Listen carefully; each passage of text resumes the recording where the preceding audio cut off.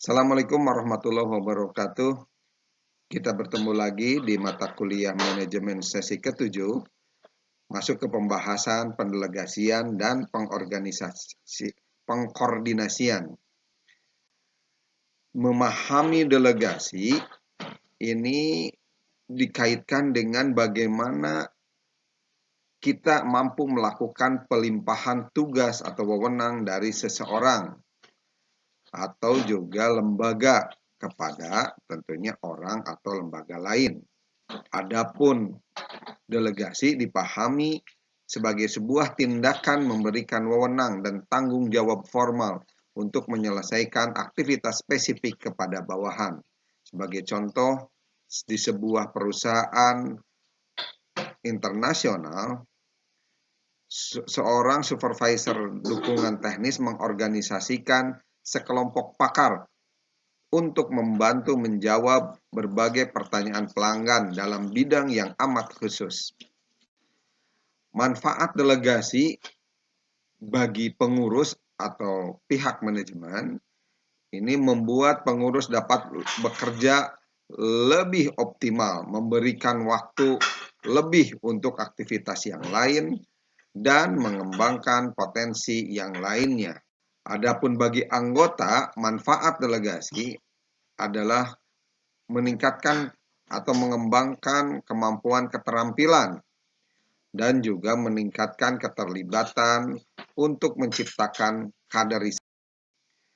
Bagi organisasi, manfaat delegasi diantaranya untuk memaksimalkan hasil yang efisien, menghasilkan keputusan yang cepat dan efektif, serta meningkatkan fleksibilitas dari operasional. Mengapa kita harus mampu melakukan pendelegasian? Pencapaian lebih bagi manajer dalam menangani setiap tugasnya secara sendiri. Yang kedua, memusatkan tenaganya pada tugas-tugas yang lebih penting. Jadi, di sisi lain dengan pendelegasian, pimpinan mampu melakukan tugas-tugas yang jauh lebih penting. Lalu juga memungkinkan bawahan untuk tumbuh dan berkembang. Salah satu alat untuk belajar adalah memahami bagaimana kesalahan terjadi dan apa solusinya. Dan yang terakhir, dibutuhkan dalam setiap keputusan kemampuan untuk menangani masalah. Ini hanya bisa dilakukan dengan mendelegasikan wewenang dan tanggung jawab. Mengapa pemimpin ada yang tidak mau mendelegasikan? Nah, di antaranya karena takut berkurangnya kepercayaan. Yang kedua, takut berkurangnya kekuasaan, sehingga dipersepsikan dengan mendelegasikan wewenangnya, dia akan berkurang kekuasaannya. Mengapa anggota ada juga yang menolak bila didelegasikan? Pertama, karena dia merasa kurang dalam pengetahuan, atau juga merasa bahwa hal itu bukan pekerjaannya, sehingga dia melakukan penghindaran terhadap tanggung jawab delegasi tersebut. Memahami bahwa terdapat masalah dalam persaingan. Selanjutnya, hal yang diperlukan dalam pendelegasian. Pertama, memberikan kepercayaan secara penuh. Yang kedua, memberi dukungan langkah atau keputusan yang diambil.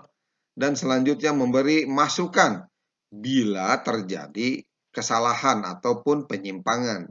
Dan yang terakhir, jangan bicarakan secara berulang-ulang kesalahan yang dilakukan, karena hal itu akan membuat bawahan atau yang menerima pendelegasian merasa sangat tidak nyaman. Selanjutnya, jenis tugas yang dapat didelegasikan. Bahwa tidak semua tugas atau pendelegasian itu diberikan secara menyeluruh, tetapi ada hal-hal yang bisa didelegasikan seperti tugas-tugas rutin, pengumpulan informasi, perwakilan dalam meeting, dan tanggung jawab akan hal-hal yang bisa didelegasikan di masa mendatang. tugas-tugas yang sebaiknya tidak delegasikan karena ini menyangkut otoritas dari pimpinan. Pertama, proses pendelegasian itu sendiri mendelegasikan harus dilakukan oleh pimpinan. Jangan mendelegasikan pendelegasian itu melalui pihak lain. Yang kedua, performance evaluasi. Baiknya dalam mengevaluasi kinerja dilakukan langsung oleh pimpinan sehingga dapat diketahui sisi apa saja yang menjadi kesalahan ataupun penyimpangan yang terjadi. Selanjutnya, tindakan pendisiplinan. Tugas-tugas yang urgent atau konfidensial serta rahasia. Tugas khusus yang menyangkut otoritas pimpinan dan situasi yang sensitif. Faktor yang mempengaruhi dalam memilih orang untuk didelegasikan. Pertama, melihat keterampilan yang ditunjukkan. Selanjutnya, minat yang bersangkutan terhadap otoritas delegasi tersebut. Beban kerja yang bersangkutan, apakah masih memungkinkan jika ditambah tugas pendelegasian, dan waktu yang dimiliki oleh si penerima delegasi tersebut. Selanjutnya, bagaimana komunikasi dalam delegasi? Secara umum, dapat dikatakan bahwa delegasi akan dapat dijalankan dengan baik jika terjadi komunikasi yang baik pula, sehingga terjadi interaksi dua arah yang membuat masing-masing nyaman. Nyaman terhadap pemberi delegasi dan nyaman terhadap penerima delegasi tersebut. Selanjutnya kita akan bahas tentang koordinasi. Menurut George Terry, koordinasi merupakan usaha yang sinkron dan teratur untuk menyediakan jumlah dan waktu yang tepat dan mengarahkan pelaksanaan untuk menghasilkan satu tindakan yang seragam dan harmonis pada sasaran yang telah ditentukan.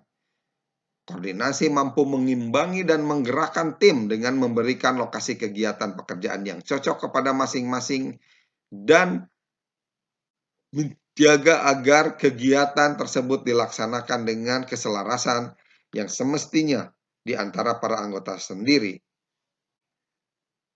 Farlan menyebutkan bahwa koordinasi merupakan proses di mana pimpinan mengembangkan pola usaha kelompok secara teratur di antara bawahannya dan menjamin kesatuan tindakan dalam mencapai tujuan bersama.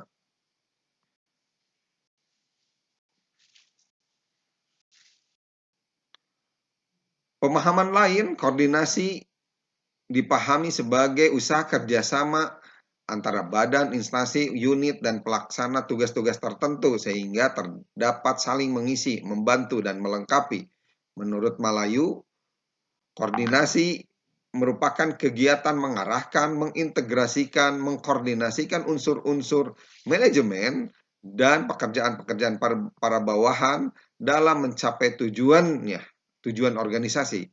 Sementara menurut Handoko, koordinasi merupakan proses pengintegrasian tujuan-tujuan kegiatan pada satuan-satuan terpisah dalam satu organisasi untuk mencapai tujuan organisasi secara efisien. Masalah-masalah dalam koordinasi. Peningkatan spesialisasi akan meningkatkan kebutuhan akan koordinasi, tetapi semakin besar derajat spesialisasi, semakin sulit bagi manajer untuk mengkoordinasi kegiatan-kegiatan khusus dari satuan-satuan yang tentunya berbeda. Di sini diungkapkan ada 4 tipe perbedaan dalam sikap dan cara kerja yang mempersulit tugas pengkoordinasian, yaitu perbedaan dalam orientasi terhadap tujuan tertentu di mana para anggota dari departemen berbeda dalam mengembangkan pandangan mereka sendiri tentang bagaimana cara mencapai kepentingan organisasi yang baik. Misalkan bagian penjualan menganggap bahwa diversifikasi produk harus lebih diutamakan daripada kualitas produk. Sementara bagian akuntansi melihat pengendalian biaya sebagai faktor yang paling penting agar organisasi mampu bertahan. Yang kedua, perbedaan dalam orientasi waktu. Manajer produksi misalkan akan lebih memperhatikan masalah-masalah yang harus dipecahkan segera dalam periode yang sangat pendek. Biasanya, bagian penelitian dan pengembangan lebih terlibat dengan masalah-masalah yang cukup panjang waktu pelaksanaannya. Yang ketiga, perbedaan dalam orientasi antar pribadi, di mana kegiatan produksi memerlukan komunikasi dan pembuatan keputusan cepat agar prosesnya lancar, sedangkan bagian penelitian dan pengembangan mungkin dapat lebih santai dan setiap orang dapat mengemukakan pendapat agar diskusi berjalan dengan baik dan nyaman. Yang keempat, perbedaan dalam struktur formal. Setiap tipe satuan dalam organisasi mungkin mempunyai metode-metode dan standar yang berbeda untuk mengevaluasi program terhadap tujuan dan terhadap balas jasa bagi karyawannya. Pentingnya koordinasi dikaitkan dengan kemampuan untuk mencegah terjadinya kekacauan, percekcokan, dan kesamaan atau kekosongan pekerjaan. Yang kedua, agar pekerjaan dan pekerjanya diselaraskan serta diarahkan untuk mencapai tujuan perusahaan. Yang ketiga, dapat memanfaatkan sarana dan prasarana dalam mencapai tujuan. Yang keempat, agar semua unsur manajemen dan pekerjaan masing-masing individu karyawan mampu membantu tercapainya tujuan organisasi. Dan yang terakhir, agar semua tugas, kegiatan, dan pekerjaan diintegrasikan kepada sasaran yang diinginkan. Tipe koordinasi. Yang pertama, koordinasi vertikal, di mana kegiatan-kegiatan penyatuan, pengarahan yang dilakukan oleh atasan terhadap kegiatan unit-unit, kesatuan-kesatuan kerja yang ada di bawah wewenang dan tanggung jawabnya. Koordinasi vertikal secara relatif mudah dilakukan atasan. Juga dapat memberikan sanksi apabila aparat sulit diatur. Yang kedua, koordinasi horizontal, yaitu kemampuan untuk mengkoordinasikan tindakan-tindakan atau kegiatan-kegiatan penyatuan, pengarahan yang dilakukan terhadap kegiatan-kegiatan dalam tingkat organisasi yang setingkat. Selanjutnya kita lihat bagaimana sifat-sifat koordinasi. Ada koordinasi yang bersifat dinamis, bukan statis. Koordinasi yang menekankan pandangan menyeluruh oleh seorang koordinator atau manajer dalam rangka mencapai sasarannya. Dan yang ketiga, koordinasi hanya meninjau satu pekerjaan secara keseluruhan. Adapun tujuan koordinasi itu sendiri, tadi sudah disebut menghindarkan kekacauan, mengarahkan dan menyatukan semua tindakan, menghindari kekosongan atau tumpang tindih pekerjaan, menghindari keterampilan yang overlanding dari sasaran perusahaan, menjuruskan keterampilan spesialis, dan mengintegrasikan tindakan dan pemanfaatan unsur manajemen ke arah sasaran organisasi. Syarat-syarat diberlakukannya koordinasi atau pelaksanaan koordinasi. Yang pertama, sense of cooperation, perasaan untuk bekerja sama. Harus dilihat dari sudut bagian per bagian dari bidang pekerjaan, bukan orang per orang. Yang kedua, rivalry, di mana dalam perusahaan-perusahaan besar sering terjadi persaingan, rivalitas antara bagian-bagian, agar bagian-bagian ini dapat berlomba-lomba untuk mencapai kemajuan. Dan yang ketiga, team spirit, artinya satu sama lain pada setiap bagian harus saling menghargai kegiatan organisasi yang lainnya, agar tumpang tindih, kekaburan dalam tugas-tugas pekerjaan merupakan pertanda kurang sempurnanya koordinasi. 4. Kesatuan tindakan. Hal ini merupakan inti dari koordinasi. Kesatuan usaha berarti harus mengatur sedemikian rupa usaha-usaha tiap kegiatan individu sehingga terdapat adanya keserasian dalam pencapaian hasil. Dan yang kelima, tujuan koordinasi merupakan tujuan bersama. Kesatuan dari usaha meminta satu pemahaman atau pengertian semua individu agar ikut serta melaksanakan tujuan sebagai kelompok di mana mereka bekerja. Kita lihat ciri-ciri koordinasi. Tanggung jawab koordinasi terletak pada pimpinan. Oleh karena itu, koordinasi merupakan tugas pimpinan. Koordinasi sering dicampur adukan dengan kata koperasi yang sebenarnya memiliki arti berbeda. Sekalipun demikian, pimpinan tidak mungkin mengadakan koordinasi apabila mereka tidak melakukan kerjasama, cooperation. Oleh karena itu, kerjasama merupakan salah satu syarat penting dalam membantu pelaksanaan koordinasi. Yang kedua, adanya proses, karena koordinasi adalah pekerjaan pimpinan yang bersifat berkesinambungan dan harus dikembangkan sebagai tujuan agar dapat tercapai dengan baik. Ketiga, pengaturan secara teratur usaha kelompok, di mana koordinasi ini dipahami sebagai konsep yang ditetapkan dalam kelompok, bukan terhadap individu. Maka sejumlah individu yang bekerja sama, di mana dengan koordinasi menghasilkan satu usaha kelompok yang sangat penting untuk mencapai efisiensi dalam melaksanakan kegiatan organisasi. Adanya tumpang tindih kekaburan dalam tugas-tugas pekerjaan merupakan pertanda kurang sempurnanya koordinasi. Yang keempat, konsep kesatuan tindakan. Ya. Ini juga berkaitan dengan kemampuan untuk melakukan koordinasi, di mana kesatuan usaha berarti harus memiliki kemampuan mengatur usaha-usaha tiap individu agar terdapat keselarasan dalam mencapai hasil. Dan dipahami tujuan koordinasi dalam hal ini adalah tujuan bersama sebagai kesatuan dari usaha meminta pemahaman individu agar melaksanakan tujuan sebagaimana disepakati di mana mereka bekerja. Cara mengadakan koordinasi, memberikan keterangan langsung, mengusahakan agar pengetahuan dan penerimaan tujuan yang akan dicapai oleh anggota tidak dipahami secara masing-masing atau tujuan-tujuan sendiri. Tujuan itu adalah tujuan bersama. Mendorong para anggota untuk bertukar pikiran, mengemukakan ide, saran, dan lainnya. Mendorong para anggota untuk berpartisipasi dalam tingkat perumusan dan penciptaan sasaran, membina human relation yang lebih baik antar sesama karyawan, dan manajer harus sering melakukan komunikasi informal dengan bawahannya. Hubungan koordinasi dengan fungsi-fungsi manajemen. Pertama, perencanaan dan koordinasi. Perencanaan akan mempengaruhi koordinasi.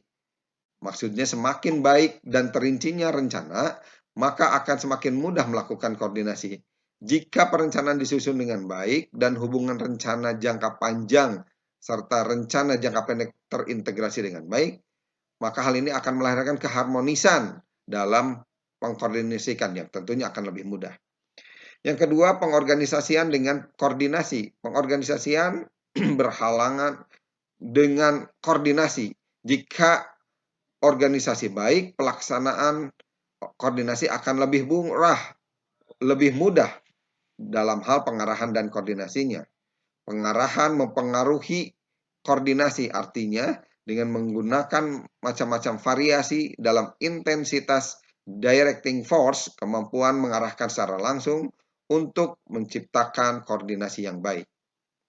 Yang keempat, pengisian jabatan dan koordinasi. Penempatan karyawan membantu koordinasi. Jika setiap pejabat sudah ditempatkan sesuai dengan keahliannya, maka koordinasi akan jauh lebih mudah. Selanjutnya, pengendalian dan koordinasi. Pengendalian berhubungan langsung dengan koordinasi. Penilaian yang terus-menerus atas kemajuan perusahaan akan membantu penyelarasan usaha-usaha sehingga tujuan yang ditentukan semula dapat dihasilkan atau diperoleh dan dicapai dengan baik. Dengan demikian, tindakan-tindakan perbaikan yang terjadi karena kontrol membantu dalam mendapatkan koordinasi yang dibutuhkan. Demikian pembahasan kali ini tentang pendelegasian dan pengkoordinasian. Mudah-mudahan bermanfaat. Assalamualaikum warahmatullahi wabarakatuh.